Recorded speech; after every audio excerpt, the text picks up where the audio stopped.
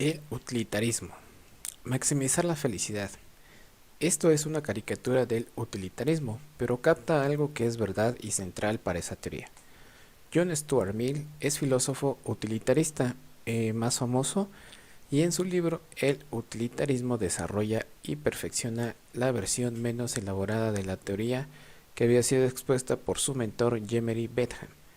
Para comprender el enfoque de Mill es importante ver en qué difiere del de Bentham.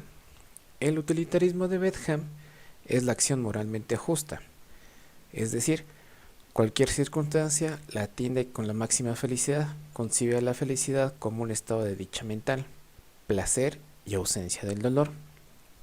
Cuanto más de esto haya en el mundo, mejor. Da lo mejor como se produzca el placer.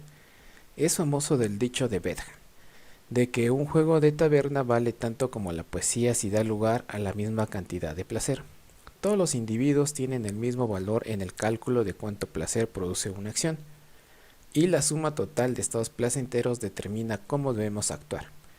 Esto es el autoritarismo en su versión más simple. Mill compartía muchas de las creencias de Bentham. El principio de la mayor felicidad de Mill, por ejemplo, consiste sencillamente en que las acciones son correctas, en la medida que tienden a promover la felicidad, e incorrectas cuando tienden a producir lo contrario a la felicidad.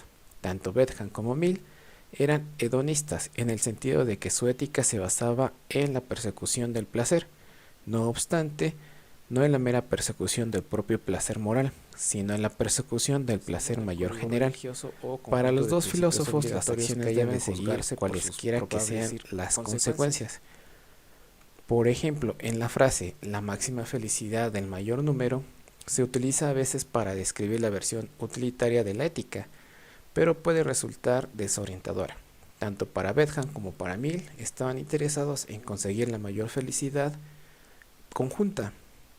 Por ejemplo, la mayor cantidad total de felicidad sin tener en cuenta cómo se reparte la felicidad.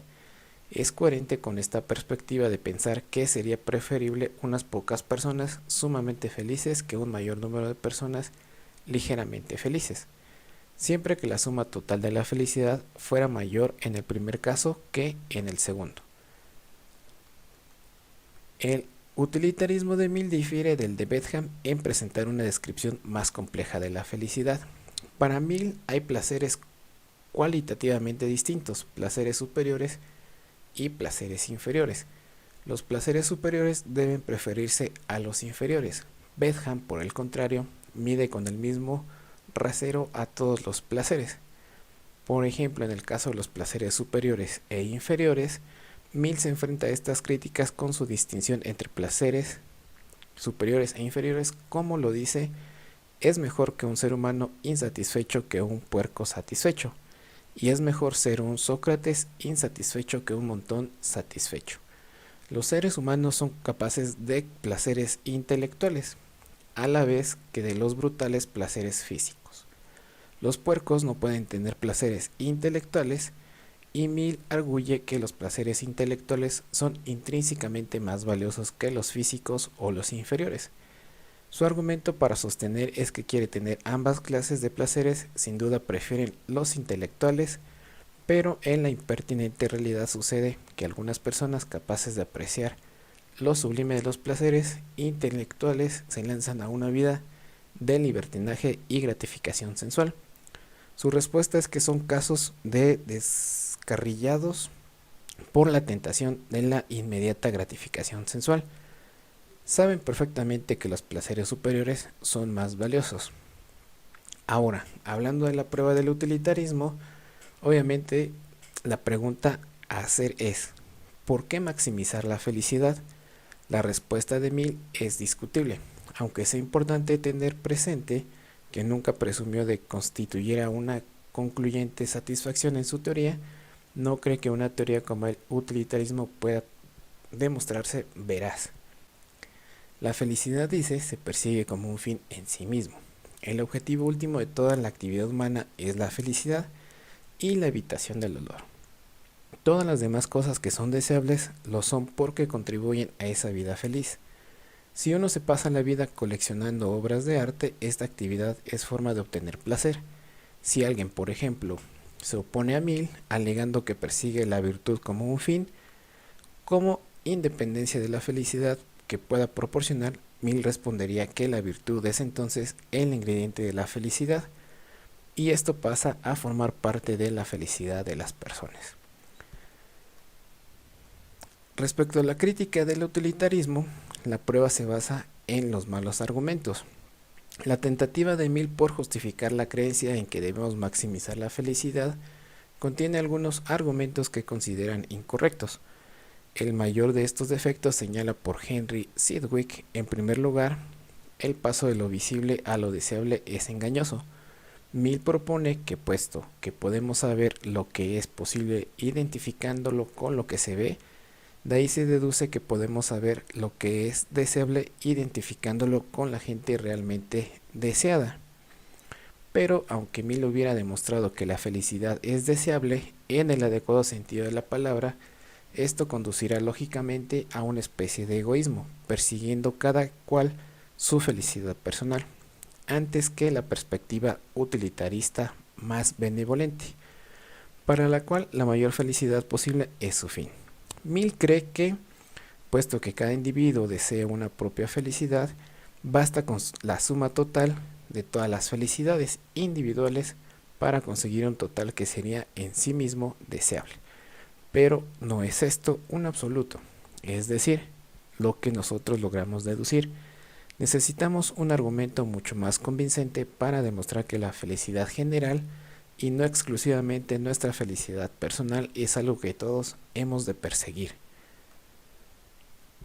Respecto a las dificultades de cálculo, Mill hubiera demostrado que hay muy buenas razones para adoptar el planteamiento ético del utilitarismo. Seguiría teniendo que enfrentarse a objeciones contra la teoría y su aplicación. Una concreta de dificultad consistente en el cálculo de cuál de las muchas posibles acciones es más probable que produzca la mayor felicidad general. Puede que esta cuestión sea especialmente irritante cuando hay que adoptar deprisa una decisión moral. Por ejemplo, si se viese uno en el dilema de a quién salvar en un edificio incendiado, teniendo en cuenta que él solo podría salvar a una persona y que habría 3 personas atrapadas. En estas situaciones sencillamente no tendremos tiempo para detenernos y calcular las posibilidades de las consecuencias. A esto Mill respondería con una clase de objeción que era: a lo largo de la historia humana las personas han aprendido de su experiencia sobre el probable curso de los distintos tipos de acción. La solución es llegar a algunos principios generales sobre qué tipo de acción tienden a maximizar la felicidad, sin volver sobre el principio de máxima felicidad cada vez que se afronta una decisión moral. Así pues, Mill propone que el planteamiento racional de la vida conlleve adoptar tales principios generales en el lugar de estar siempre calculando las posibles consecuencias, de modo que este utilitarismo tiene 2 fases: la deducción de los principios generales por razones utilitarias y la aplicación de tales principios a casos particulares. Placeres superiores e inferiores. La división que hace Mill de los placeres en 2 categorías crea probablemente de varios tipos, puesto que estos placeres son distintos cualitativamente y no solo cuantitativamente. El cálculo y la comparación de las consecuencias de las acciones son mucho más complejas.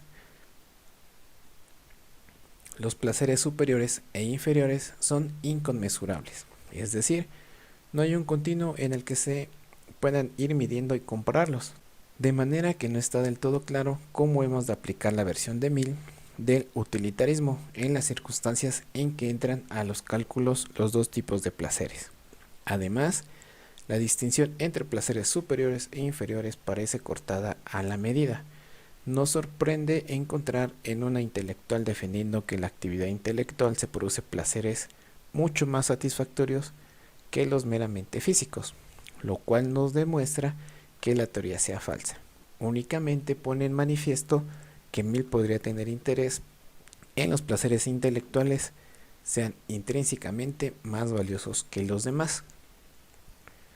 Finalmente, las consecuencias desagradables. Estas son la estricta aplicación de los principios utilitarios y tienen en algunos casos consecuencias que para muchas personas son inaceptables.